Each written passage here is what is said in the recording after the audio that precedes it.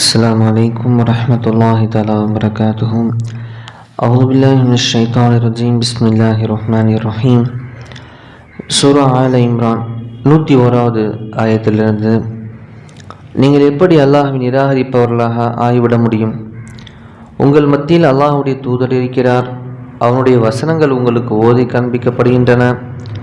ஆகவே எவர் அல்லாஹ்வை அவனது மார்க்கத்தை பலமாக பற்றி கொள்கிறாரோ அவர் நிச்சயமாக நேரான பாதையில் செலுத்தப்பட்டு விட்டார். நம்பிக்கையாளர்களே, நீங்கள் அல்லாஹ்வை அவனுக்கு பயப்பட வேண்டிய முறைப்படி உண்மையாக பயப்படுங்கள். முற்றிலும் அவனுக்கு வழிபட்டவர்களாக முஸ்லிம்களாகவே தவிர நீங்கள் இறந்துவிட வேண்டாம். மேலும் நீங்கள் அனைவரும் ஒன்று சேர்ந்து அல்லாஹ்வுடைய வேதம் என்னும் கயிற்றை பலமாக பற்றி பிடித்து கொள்ளுங்கள். உங்களுக்குள் தரியத்து கொண்டு நீங்கள் பிரிந்திட வேண்டாம். உங்கள் மீது அல்லாஹ் புரிந்திருக்கும் அருளை நினைத்து பாருங்கள். நீங்கள் ஒருவருக்கொருவர் எதிரிகளாய் பிரிந்து இருந்த சமயத்தில் உங்கள் உள்ளங்களுக்குள் இஸ்லாமின் மூலம் அன்பை ஊட்டி ஒன்று சேர்த்தான். ஆகவே அல்லாஹ்வின் அருளால் நீங்கள் சகோதரர்களாகிவிட்டீர்கள். அதற்கு முன்னால் நீங்கள் நரக நெருப்பு கிடங்கிற்கு அருகில் இருந்தீர்கள். அதான் உங்களுடைய செயலெல்லாம் நரகத்துடைய செயல்கள். அதிலிருந்தும் அவன் உங்களை காப்பாற்றி கொண்டான். நீங்கள் நேர்வழி பெறுவதற்காக அல்லாஹ் தன் வசனங்களை உங்களுக்கு இப்படி தெளிவுபடுத்தி காண்பிக்கின்றான். பாருங்க, அல்லாஹ் ஒரு விஷயத்தை இங்கே தெளிவாக சொல்கிறான் பாருங்க. எல்லாமே தெளிவு மிக்கது. இங்கே ஒரு விஷயம் நமக்கு விளங்குறது என்னென்னா, நீங்கள் எல்லாம் பிரிந்திருந்தீங்க, இஸ்லாம் உங்களை ஒன்று சேர்த்தது.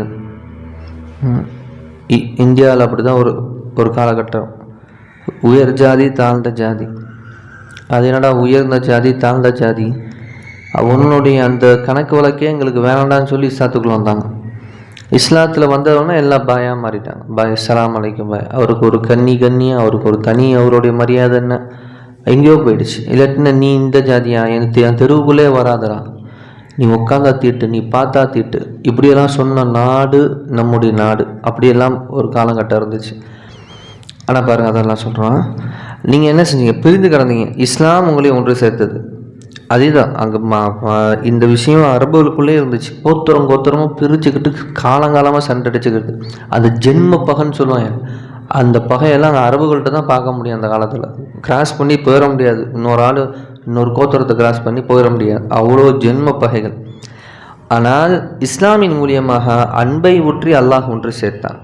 அது இதெல்லாம் உங்களுக்கு அல்லாஹர்களுக்கு செய்யலையான்னு அல்லாஹ் கேட்குறான். இங்கேயும் அதே தான். இப்படியெல்லாம் இஸ்லாம் பலதரப்பட்ட மக்களை ஒன்று சேர்க்கிறது தான் இங்கே சில பேர்த்துக்கு பிடிக்கிறது இல்லை. ஏன்னா எவன் வந்தாலும் கட்டி அணைச்சிக்குவாங்களா, ஒரே தொட்டில் சோறு திம்பாயலா, அப்படிங்கிறது தான் எங்களுக்கு ஜீர்ணிக்க முடியாத ஒரு விஷயம். அதான் நீ எல்லாம் அங்கே தெளிவாக பேசுகிறான். எனவே நம்பிக்கையாளர்களே, உங்களில் ஒரு கூட்டத்தார் மனிதர்களை சிறந்ததின் பக்கம் அழைத்து நன்மை செய்யும்படி ஏவி பாவமான காரியங்களில் அவர்களை விலக்கி கொண்டும் இருக்கவும் இவர்கள்தான் வெற்றி பெற்றவர்கள் ஆவார்கள். பாருங்கள், அல்லாஹ்வே சொல்லிட்டான், ஒரு கூட்டம் உங்கள்கிட்ட என்ன செய்யணும்? நன்மையை ஏவி தீமையை தடுக்கிறவங்களாகவே இருக்கட்டும். இதுதான் வெற்றி பெற்றவர்கள். அவை எவர்கள் தங்களிடம் அல்லாஹ்வின் தெளிவான வசனங்கள் வந்த பின்னரும் தங்களுக்குள் கருத்து வேறுபட்டு பிரிந்து போனார்கள், அவர்களைப் போல நீங்களும் ஆகிவிட வேண்டாம்.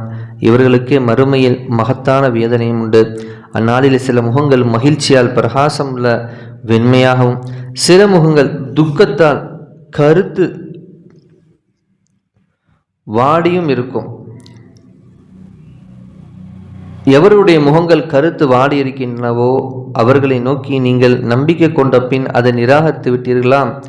ஆகவே உங்கள் நிராகரிப்பின் காரணமாக நரக வேதனையை சுவைத்து கொண்டிருங்கள் என்று கூறப்படும். அவர்களுக்கு எவருடைய முகங்கள் மகிழ்ச்சியால் பிரகாசமுள்ள வெண்மையாக இருக்கின்றனவோ அவர்களை நோக்கி, நீங்கள் அல்லாஹ்வின் அருளில் தங்கிவிடுங்கள் என்றும் கூறப்படும்.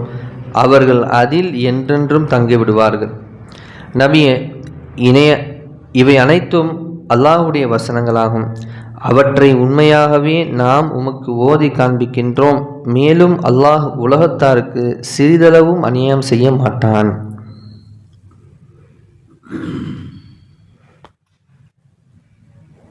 அல்லாஹ் சிறிதளவு அநியாயம் செய்ய மாட்டான். அல்லாஹ் நான் ஒரே நேரத்தில் முஸ்லீம் ஆக்கியிருக்கலாம் எல்லாத்துக்கும் அப்படிங்கிற சிந்தனை அல்லாஹ் சொல்லிட்டான். அல்லாஹ் சிறிதளவும் அல்லாஹ் யாருக்கு அநியாயம் செய்ய மாட்டான். எல்லாம் அவனுக்கு அவனே அநியாயம் செஞ்சுக்கிறான். ஏன்னா அல்லாஹ் தான் சொல்லிட்டானே, உங்கள்கிட்ட ஒரு தூதூர், விளக்கக்கூடிய தூதூர் வந்துட்டாரு, தெளிவான அத்தாட்சியோடு வந்துட்டாரு. இனி நீ பார்த்துக்கு ஏற்றுக்க வேண்டிதான். உன் தக்தீர் எப்படியோ அதில் தான் நடப்பேன். எனவே அருமையானவர்களே, அல்லாஹ் எந்த நபியை நமக்கு அனுப்பி உங்களுக்கு வந்துட்டார் என்பதாக அல்லாஹ் கூறினானோ அந்த நபியை முற்றிலும் பின்பற்றி அல்லாஹுக்கு வழிபட்டு அல்லாஹுக்கு விருப்பமான நல்லடியார்களாக, அல்லாஹுடைய பொருத்தம் பெற்ற நல்லடியார்களாக அல்லாஹ் நம் மனிதர் கபூல் செய்து கொள்வானாக. சுப்ஹானல்லாஹி பிஹம்திஹி சுப்ஹானக்கல்லாஹும்ம பிஹம்திக அஷ்ஹது அல்லா இலாஹ இல்லா அன்த அஸ்தக்ஃபிருக வ அத்தூபு இலைக். ஆமீன். ஹரி சுப்ஹான ரப்பிக ரப்பில் இஸ்ஸத்தி அம்மா யசிஃபூன் வ ஸலாமுன் அலல் முர்ஸலீன் வல்ஹம்துலில்லாஹி ரப்பில் ஆலமீன். ஸல்லல்லாஹு அலா முஹம்மது ஸல்லல்லாஹு அலைஹி வஸல்லம். ஸல்லல்லாஹு அலா முஹம்மது ஸல்லல்லாஹு அலைஹி வஸல்லம். ஸல்லல்லாஹு அலா முஹம்மது யா ரப்பி ஸல்லி அலைஹி